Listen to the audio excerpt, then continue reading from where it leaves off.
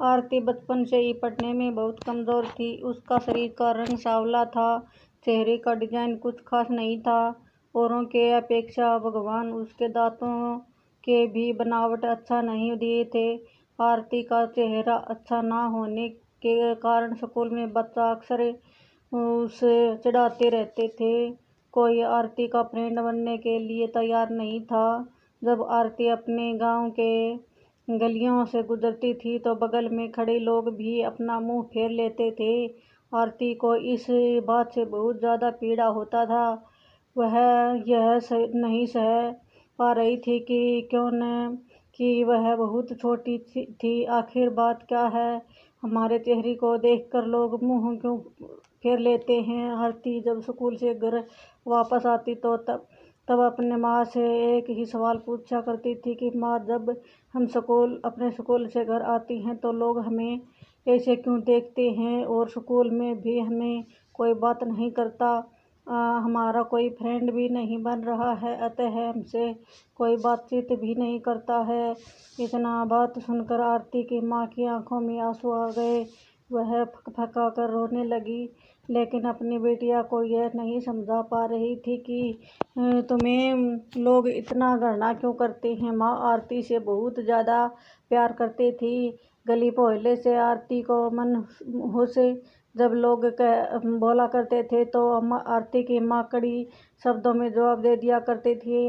आरती की माँ अपने कलेजे के टुकड़े को हर वक्त अपने साथ ही रखा करती थी।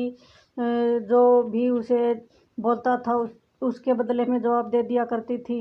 आरती धीरे धीरे अपनी पूरी उम्र जीने की एक आदत बना ली थी और जो लोग बोल रहे थे उसके पीछे भी कुछ और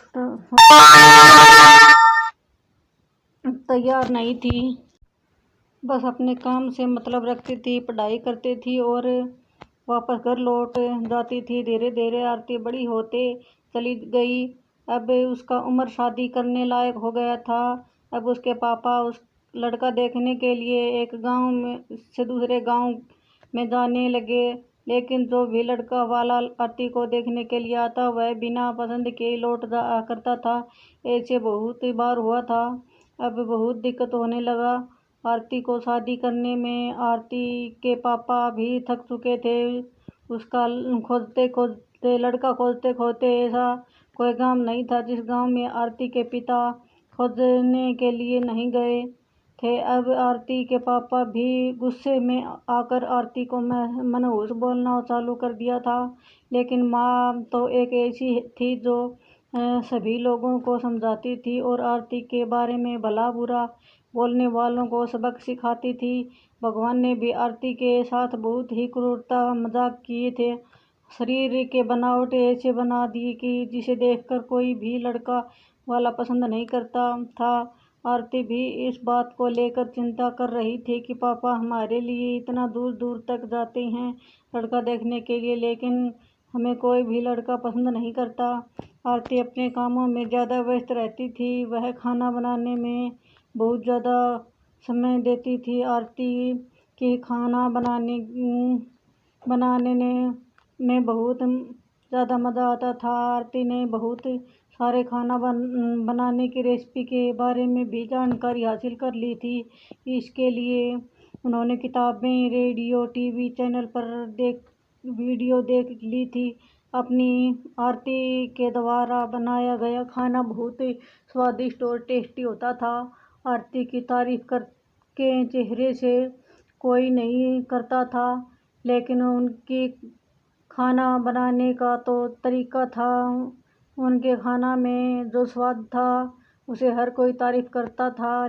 खाना बनाने में आरती के जितने भी आजू बाजू औरतें थी उन सभी औरतें में बहुत ज़्यादा फेमस हो गई थी। जिस औरत को खाना लगता था कि आज नया खाना बनना है और कुछ नया आइडिया इससे टेस्टी लाना है तो औरत आरती के पास में आकर जानकारी लेती थी। बहुत सारे औरत इस यह भी सोचती थी कि आरती के द्वारा बनाए गए खाने को हम सीख लें, लेकिन यह उन सभी के बस की बात नहीं थी।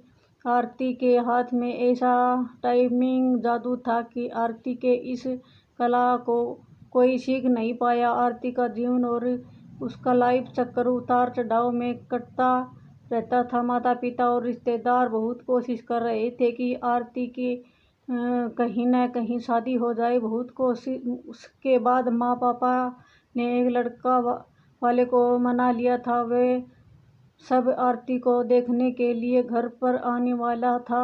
आरती को इस बात की खबर लग गई जाती थी कि हमारी शादी होने वाला है। आरती दुखी हो जाती और गुस्सा करने लगती और आरती रोती हुई कहने लगती कि आप सब इतना सारे लड़के वालों को देखने के लिए बुलाते हो, लेकिन कोई हमें पसंद नहीं करता और जो भी आता हमारे मजाक बनाकर चला जाता है। आप सबकी बदनामी होती है।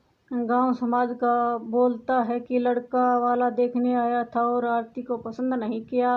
गांव वाले भी कहते हैं कि पता ना उसके मम्मी पापा कैसे उनके जन्म दिए हैं इस नहुस को कि कहीं शादी ठीक ही नहीं हो रही है। आरती माँ ने अपनी आरती को समझाया कि शादी में अक्सर ऐसा होते रहता है, हर कोई किसी को पसंद नहीं आता। जैसे कि तुम पसंद आ जाओगी लेकिन तुम्हें ज़रूर नहीं शादी कर लेगा। पर तुम अपना ख्याल रखो, तुम अपने आप पर ध्यान दो। कोई तुम्हें पसंद करेगा या नहीं करेगा यह तुम उनके ऊपर छोड़ दो।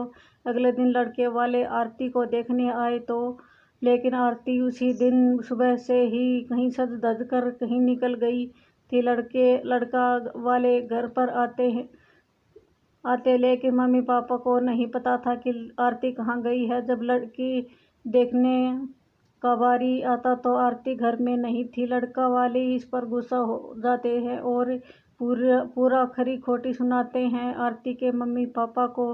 वैसे भी माँ पापा आरती पर बहुत ज़्यादा गुस्सा करते थे, लेकिन उस दिन की हरकत से आरती के पापा के ऊपर खून सवार हो गया था। आरती ने अपने पापा को गुस्से में पागल कर दिया था। उस दिन आरती के पापा ने अपने उसके मम्मी पर सारा गुस्सा उतार दिया। आरती के पापा ने उसके मम्मी को बहुत भला बुरा कहे कि यह सब तुम्हारी सिर पर चढ़ाई नतीजा है।